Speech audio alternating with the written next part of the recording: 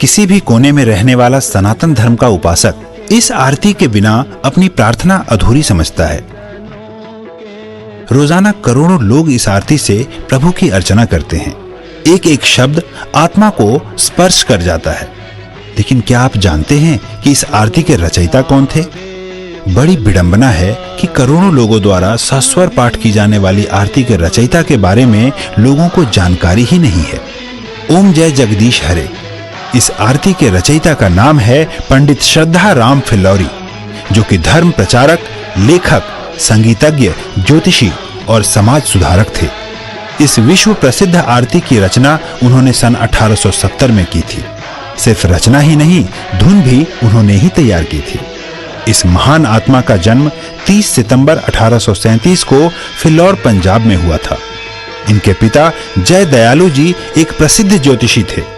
बचपन से ही श्रद्धा राम जी इतने कुशाग्र थे कि मात्र 10 वर्ष की आयु तक ही कई भाषाओं का ज्ञान अर्जित कर चुके थे।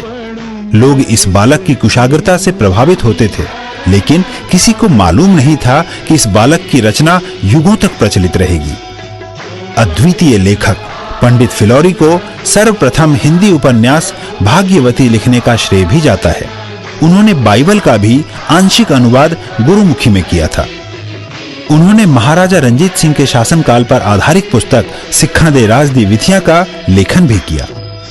इसके अतिरिक्त पंजाबी बातचीत, सत्य धर्म मुक्तावली, शतोपदेश, सत्यामृत प्रवाह और सलय प्रवाह नामक पुस्तकों का लेखन भी किया। वह समाज सुधारक भी थे। जाति पाति के बंधन को न मानने वाले पंडित जी ने मेहताब कौर से शादी की थी, जो कि सिख परिवार से संबंधित थी। वह बाल विवाह, लड़के लड़की में भेदभाव, नवजात कन्याओं की हत्या जैसी कुरीतियों के विरोधी थे। उन्होंने स्त्रियों को समान अधिकार दिलवाने और उनके शिक्षा का समर्थन एवं प्रचार भी किया।